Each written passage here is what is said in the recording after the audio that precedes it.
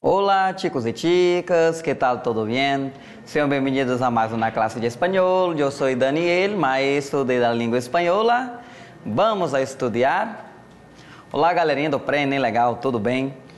Hoje nós vamos falar um pouco, galera, dando sequência aí nessas análises e interpretações, né? A gente já trabalhou com os textos informativos, né? Os textos literários. Então hoje a gente vai entender como analisar e interpretar biografias, tá? Gênero esse que frequentemente é cobrado na prova do Enem, principalmente no tocante literatura, né? Porque a literatura, ela move esses conhecimentos e quando ela trabalha, por exemplo, com o autor, né, geralmente eles fazem esse recorte, né, da vida do autor, do contexto ao qual ele estava inserido. Por que é importante isso? Para que nós possamos compreender e entender a finalidade de um determinado texto. Porque muitas das vezes, né, a gente está lendo um clássico, a gente não entende muito, dentro daquela linguagem rebuscada, o que é que o autor quer dizer. Mas se a gente entende um pouco do recorte biográfico ali do autor, a gente passa a olhar por um outro ângulo, por uma outra lente, né? E a gente consegue se situar melhor. Então é por isso que o gênero biografia, ele é importante dentro desse cenário, tá? E não é somente para os textos literários, isso vale para tudo, né? Tem biografia de quase todo mundo aí, né, que é famoso, claro.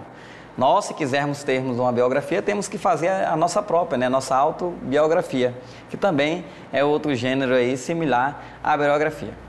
Então, galera, hoje nós vamos trabalhar aí com o livro Resolva Enem 2, tá? Pegue já o seu e acompanhe-nos nessa aula aqui. Slide na tela, questão de número 4, livro Resolva Enem 2, já foi citado, a página 116, galera. Capa verde, eu colocar para o professor enfatiza esse negócio de capa verde. Porque, infelizmente, pessoal, eu lembro, né? Lembro-me não, né? Foi tão recente agora. Dentro da sala de aula, a gente diz para o estudante a página, né? O livro, mas mesmo assim ele consegue pegar outro, né? E como vocês têm aí 8 livros da capa rosa e 2 da capa verde, eu coloco capa verde, que vai que você pega o da rosa, né? Aí já não vai achar nem a questão, tá? Então é isso. Então nós temos aí, galera, um nome, né? Jorge Luiz Borges, tá? Jorge Luiz Borges. Provavelmente aí nós vamos ter uma biografia desse homem, né? Que nós vamos já descobrir quem é e por que ele está sendo tratado aí nessa questão do Enem, tá? Mas eu digo sempre, galera, os textos literários, a biografia pertence a esses textos, eles têm geralmente um texto mais longo, mais rebuscado, tá? Então é comum, né? Essas questões enormes do Enem tá voltada para a literatura. Mas eu sempre digo, devemos ser objetivos, devemos otimizar bem o nosso tempo. Então a gente pula para o enunciado aqui, né? Para ver, tentar identificar o que o autor, o que o enunciador ele está querendo com a questão. Jorge Luiz Borges foi um célebre escritor argentino. Com as informações da biografia, podemos afirmar. Então, geralmente, né, esses textos, né, a gente analisa, mas não são de cunho, né, interpretativo, no sentido de você ter que fazer inferência. Geralmente, a informação que o enunciador quer do texto, ela está lá presente, tá? Você só tem que achá-la, né, relacioná-la e buscá-la da melhor maneira possível, tá, galera? Então, né, para a gente entender um pouco melhor esse gênero biografia, a gente trabalha aqui um pouco do conteúdo, né, galera? Então, o que é a biografia? A história de uma pessoa narrada, desde o seu nascimento até a morte. É movida aí com acontecimentos, né? Feitos, fracassos, sucessos relevantes da sua vida, assim como tudo aquilo que pode interessar sobre a mesma pessoa, né? Então é isso, galera. A biografia é um resumo da nossa vida, né? Quanto mais se vive, mais história tem para contar, né? Então a biografia ela vai nesse sentido. de tudo que a pessoa viveu. Mas tudo aquilo de forma resumida, ou seja, não é tudo, né? No termo da totalidade determinada. É um tudo resumido. Em se tratando de um autor, né? Geralmente fala das obras que ele escreveu, os momentos mais importantes, as premiações, os reconhecimentos, as formações acadêmicas, as complementações de formação, de cursos que a pessoa realizou, algumas viagens importantes e alguns recortes históricos, né? Voltados aí aos grandes momentos da história. Então, se faz isso dentro da biografia, né? Buscando, né, sempre os fatos importantes para que nós tenhamos uma compreensão da totalidade da vida de quem está sendo retratado ali dentro da biografia, né? E aí, como elabora-se, né, uma biografia? Temos ali meio que um script, né, um roteiro. Você busca datas, né, importantes como nascimento, morte, estudos e trajetórias profissionais, tá? E fatos relevantes da vida, né? Geralmente aí, nesses textos literários, a gente tem muita questão política, muita questão econômica, muito viés de ideologia, muito movimento de escola literária, né? Muita transição de períodos históricos, né? Feudalismo, capitalismo. Então, é nesse sentido, tá, galera? Aí a gente tem aqui, eu trouxe duas charges aí, né? A gente já trabalhou aqui com o gênero charge, que traz um pouco dessa crítica, né? E aí eu trouxe a charge voltada a essa temática aí, esse gênero biografia. Olha só, o padre disse ali, né? O pai acaba de alegar essa carta de sua maestra relatando o seu péssimo comportamento na escola, ou seja, acabou de chegar essa carta aqui da sua professora, relatando o seu péssimo comportamento na escola. Aí ele pergunta, né? Que tienes a decir? Ou seja, o que é que você tem a dizer? Aí ele diz, biografia não autorizada. Ou seja, ele fez uma sátira. Porque o que o pai disse foi que dentro da carta tinha relatos, fatos acontecidos, ou seja, fatos importantes no mundo acadêmico, né? Então, o que diz, né, no tocante aí do comportamento dele. Então, isso era fato relevante, né, que é um dos fatos cobrados na biografia. E aí a sátira da questão, né, biografia não autorizada. Porque geralmente e realmente tem essa questão dos direitos autorais, né, para a circulação da mídia, existe isso. Então, ele fez a brincadeira ali. Na segunda charge aqui, né, aí 3 senhoras e uma disse: chismosa não, querida. Sou produtora de biografia oral e não autorizada. Então ela disse assim, né, para as colegas: eu, fofoqueira não, fofoqueira mesmo não, querida. Eu sou produtora de biografias orais não autorizadas. Ou seja, traduzindo, é fofoca, né? Porque o que é a fofoca? É você falar da vida dos outros. E você falar da vida dos outros inclui o fato da vida da pessoa, né? Então, por isso a sátira aí. Então, a fofoca não deixa de ser uma biografia, só que não autorizada, né? Que ninguém gosta de ser alvo da fofoca. A gente gosta de fofocar, mas não gosta que ninguém fofoque sobre a gente. Isso é verdade. E aí, galera, nós vamos assistir agora um pequeno vídeo, tá? Que faz um recorte, né, da biografia de Jorge Luiz Borges, tá?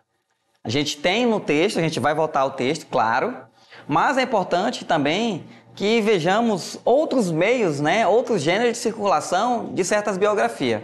Então a gente vai ver um pouco dentro dos recursos visuais, né, e também dos orais, tá? Então a gente vai assistir a esse recorte e aí a gente volta com a questão. Até logo, vídeo na tela. ¿Qué tal, Infolector? ¿Estás listo para descubrir el maravilloso mundo de la literatura en solo 5 minutos? Pues vamos.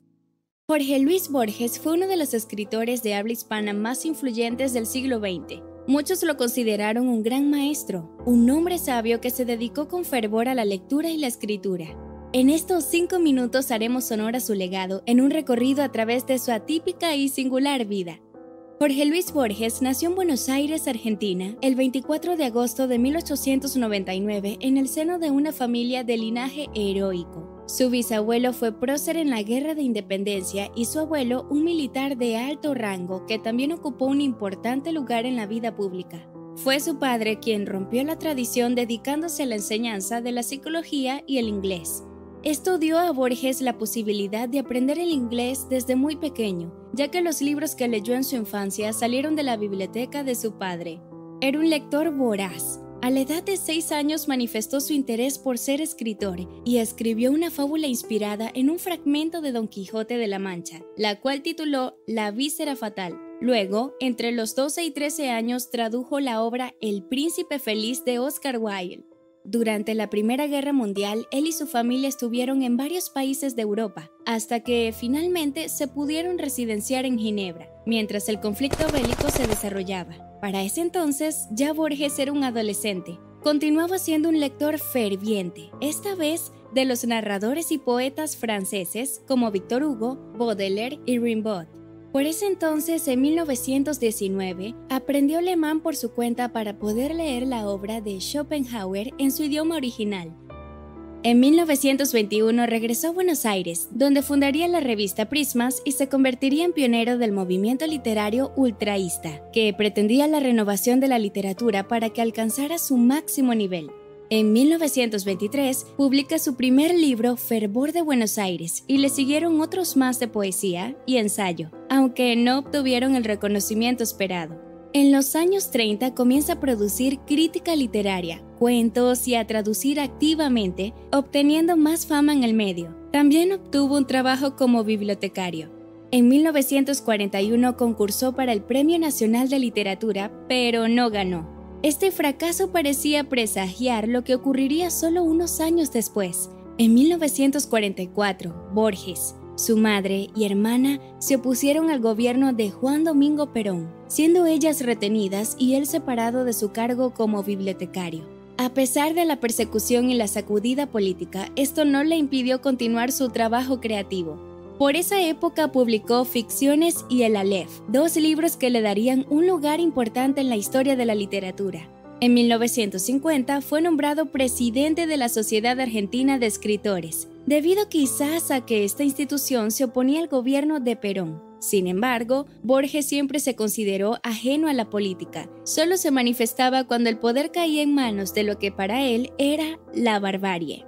Cuando la Junta Militar derrocó a Perón en 1955, Borges se muestra a favor del gobierno de Videla y es nombrado director de la Biblioteca Nacional. Su aparente simpatía por dictaduras militares resultaron nocivas para Borges a nivel internacional. Ganó varios oponentes en Europa y, públicamente, se declaró, desde Estocolmo, que debido a su posición política no recibiría jamás el Premio Nobel de Literatura. Paralelamente, iba perdiendo su visión. En los años 60 ya estaba prácticamente ciego y tenía que contar con personas cercanas que tomaran dictado de sus libros. Los temas más recurrentes de su obra fueron el tiempo, la otredad, los laberintos y los espejos. Sus cuentos entran en el género fantástico, aunque muchos críticos afirman que es un escritor difícil de catalogar.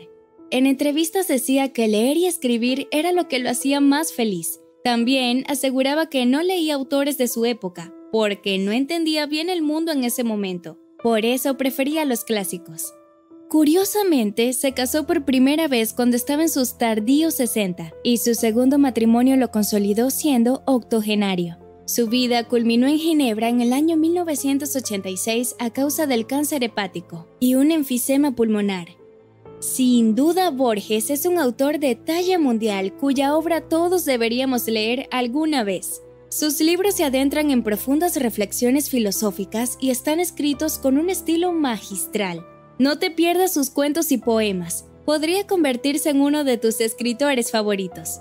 Então vocês acabaram de ver aí, galera, que existe aí um recorte da vida de Jorge Luiz Borges, né? Uma espécie de linha do tempo, onde ali são destacados alguns aspectos da vida do autor, bem como os fatos relevantes, né? E aí, com esses conhecimentos construídos dentro dessa aula, a gente vai para a questão agora, galera, para acertar. Foco na questão, né? Então a gente está em busca das informações, galera. A gente tem que ir para o enunciado e tem que ver quais são as opções, né? Para a gente verificar quais estão erradas, quais estão muito erradas e as que estão aí possivelmente certas, tá? Então ali primeiro está dizendo, aos 6 anos já escrevia poemas. Sua primeira publicação, ou seja, ele publicou aos 6 anos, será que aconteceu isso mesmo? A gente vai já verificar. Seu apelido de infância era George, como era chamado carinhosamente por sua avó. Será que era isso mesmo? Ele era chamado de George, né? George, por a sua avó? Vamos já ver. 1914, não, galera, 14, tá? Perdão. Letra D, viveu em Espanha e na França. Será que ele viveu nesses 2 países? Vamos verificar. E a letra E, escreveu sobre sua cegueira depois da cirurgia dos olhos. Vamos procurar essas informações, né, galinha? Lembrando que quando a gente podemos afirmar, né, tem que estar tal qual está no texto, é cara crachá. Não se pode divergir aí as informações, tá? Então vamos lá para o texto novamente aqui. Então fala, galera, que ele nasceu, né, em Buenos Aires, né? Qual foi a data aí?